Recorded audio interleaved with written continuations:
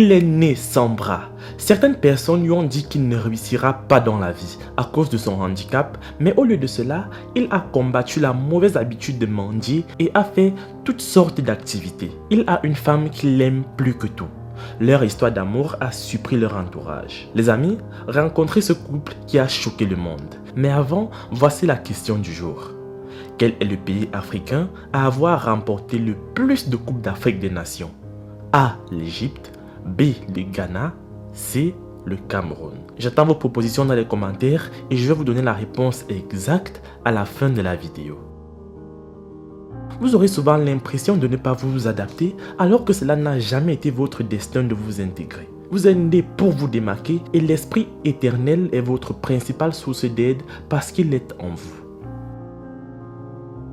Si vous avez la chance d'avoir de bonnes pensées ou si vous avez un état d'esprit positif, vous pouvez tout faire. Peu importe ce que je fais, c'est difficile. Mais je fais de mon mieux tant que cela m'empêche d'avoir la mauvaise habitude de demander. J'ai résisté à la mendicité malgré que je suis né sans bras. Je suis autonome et peu à peu, j'ai l'impression que je dois me battre pour moi-même. Si j'avais un sponsor, ce serait génial, mais sans, je ne peux pas faire beaucoup de choses. Je refuse de mendier, bien que je fasse partie de ceux qui ont besoin de soutien.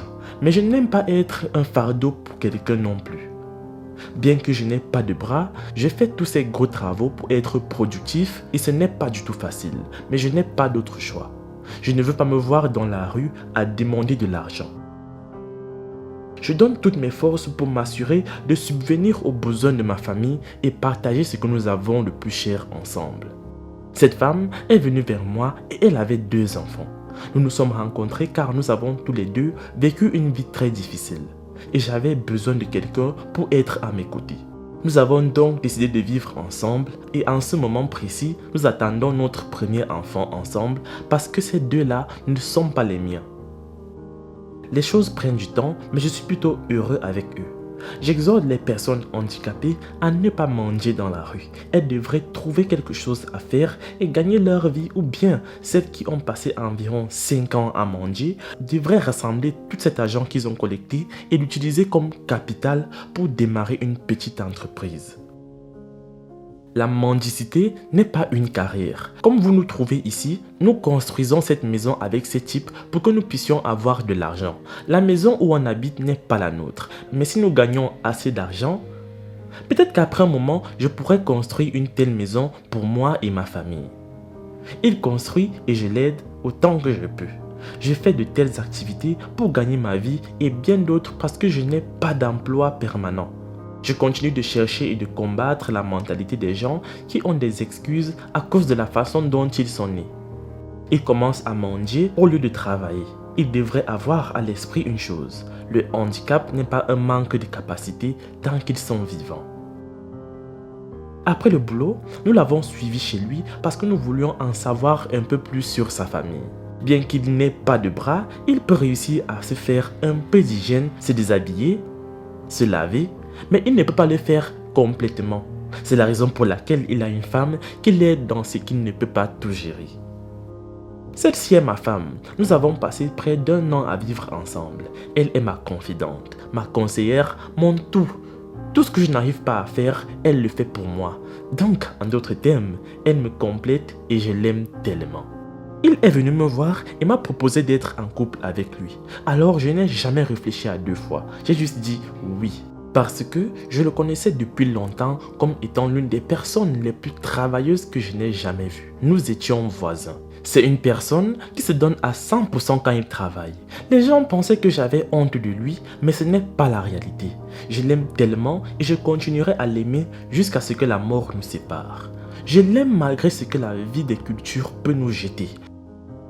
Beaucoup de gens, dont certains de mes amis proches, m'ont dit de ne pas épouser cet homme. Ils me l'ont lancé en disant « Vous ne pouvez pas faire l'amour, vous ne pouvez pas subvenir aux besoins de la famille, ou même représenter la famille. » Mais comme je l'aimais, je ne me souciais pas de ce que les gens disaient. Et cela a renforcé ma famille.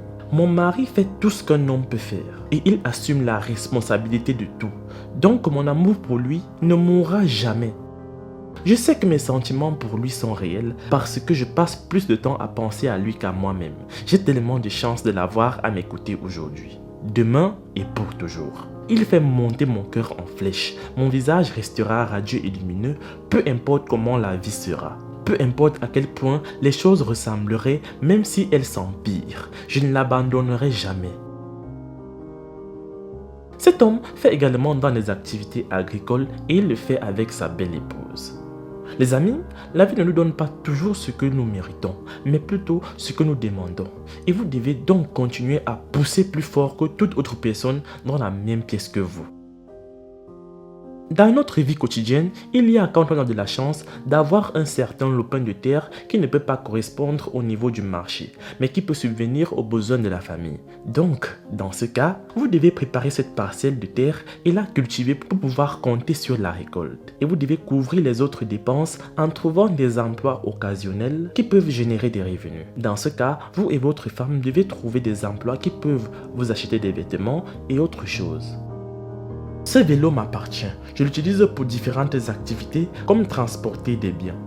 La plupart du temps, je transporte des paniers de tomates, de carottes et d'autres produits d'ici au marché et je suis fier de ce service. C'est aussi l'une des façons qui m'aide à gagner de l'argent.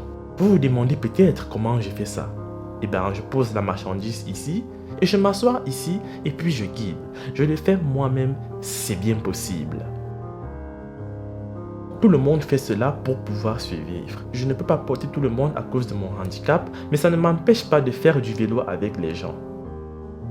Nos mères nous font tellement de cadeaux. Elles nous donnent des précieux cadeaux de la vie bien sûr, mais elles nous laissent aussi des leçons précieuses qui peuvent nous guider tout au long de notre voyage, même lorsqu'elles ne sont plus avec nous. N'oubliez pas de regarder votre verre à moitié plein et non à moitié vide.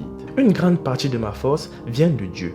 Dieu m'a donné un cadeau, le don de la vie. C'est incroyable que je vive. Même les femmes dans cet endroit font du vélo, donc j'ai décidé d'essayer un peu. Avant, j'avais peur d'aller sur son vélo. Je me suis demandé comment il pouvait contrôler le vélo sans bras et je me suis demandé comment il pouvait obtenir les freins. Mais il les fait depuis longtemps, donc je n'ai plus peur de m'asseoir sur son vélo. La plupart des gens me font confiance, ils me donnent leurs biens et je les transporte où ils veulent. Les amis, pour aider cette famille à créer une petite entreprise et mettre fin à leur calvaire à chercher de l'argent aussi difficilement, vous pouvez cliquer sur le lien GoFundMe dans la description. La réponse à la question du jour était l'Égypte. Laisse un like sous la vidéo si tu as trouvé.